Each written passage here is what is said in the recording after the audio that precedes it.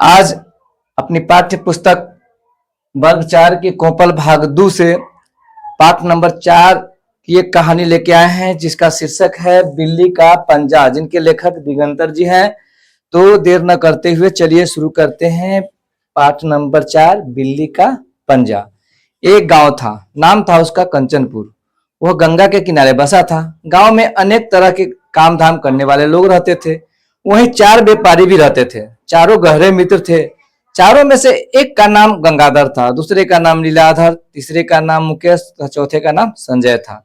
इस तरह चारों का नाम क्रमशः गंगाधर, लीलाधर, मुकेश और संजय था।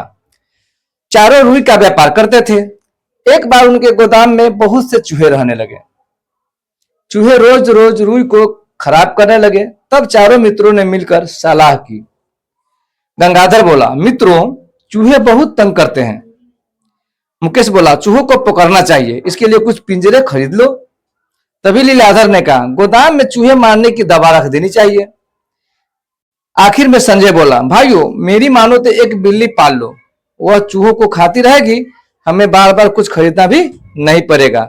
संजय की बात सबको ठीक लगी। इस तरह से चारों ने अपने अपने मशवरे दिए। बस उन्होंने एक बिल्ली पाल ली। यानी सबको संजय की बात सबसे पसंद आया, तो संजय की बात को मानते हुए उन लोगों ने एक बिल्ली पाल ली। बिल्ली साझे की थी। चारों ने उसका एक एक पंजा ले लिया। गंगाधर ने आगे का दायां पंजा लिया, लीलाधर ने आगे का बायां पंजा लिया, मुकेश ने पीछे का दायां तथा संजय ने पीछे का बायां पंजा। इस तरह से चारों ने अलग अलग पंजे ले लिए। सब अपने अपने पंजों की देखभाल करने लगे। अब बिल्ली गोदाम में रहने लगी थी। चूहों की संख्या में कमी आने लगी। स्वाभाविक बात है, चूहों को बिल्ली खा जाती है, तो डर के मारे चूहों की संख्या धीरे धीरे कमने लगी। चारों मित्र खुश थे। तभी बिल्ली के आगे वाले दाएं पंजे में खाज हो गई। यानी खाज एक तरह की खुजली की बीमारी होती है। वह पंजा गंगाधर का था। गंगाधर ने घासलेट का तेल लिया, थोड़ी रुई भी ली, रुई को घासलेट के तेल में भिगोया, उसकी पट्टी बनाकर पंजा पर बांध दिया। गंगाधर ने सोचा इससे खाज ठीक हो जाएगी। यानी गंगाधर के पंजे वाले भाग में, यानी हिस्से में, जो उसका नया पंजा था जो लिया था, उसमें खाज, एक तरह की खुजली की बीमारी हो गई बिल्ली के पंजे में। तो उसने घासलेट का तेल, यानी कि मिट्टी का तेल, किरासन का तेल उसमें लगा दिया, रुई में भिगोकर, और उसको पट्टी बांध दिया। उसने सोचा कि यह ठीक हो जाएगा। रात में बिल्ली एक चूहे के पीछे भागी। पास ही एक दीपक जल रहा था। चूहा दीपक के पास से भागा। चूहे को खदेड़ते हुए बिल्ली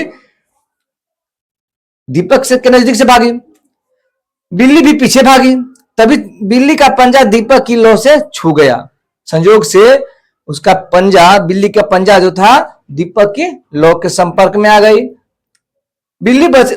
पंजे में आग लग गई। बिल्ली बचने के लिए इधर उधर भागने लगी। तभी भागम भाग में गोदाम में आग लग गई। बिल्ली घबराकर बाहर भागी।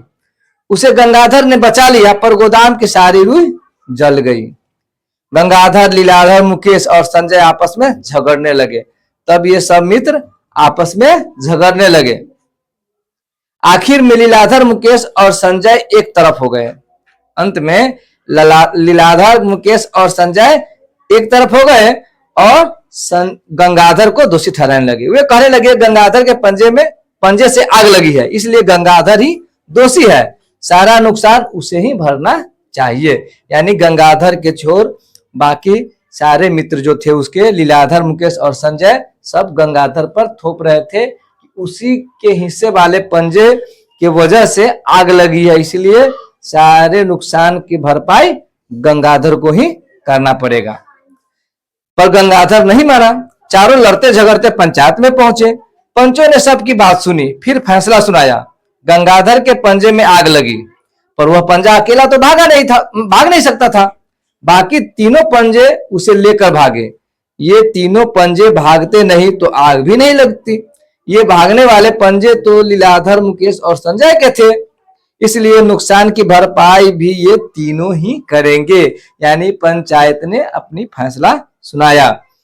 गंगाधर को नुकसान की भरपाई नहीं करनी है। फैसले से गंगाधर बहुत खुश था। इस तरह से यह कहानी समाप्त होती है। वीडियो पसंद आए तो कृपया लाइक, सब्सक्राइब और शेयर भी करें। फिर मिलते हैं अगले दिन नई कहानी के साथ। तब तक इजाजत दीजिए। धन्यवाद।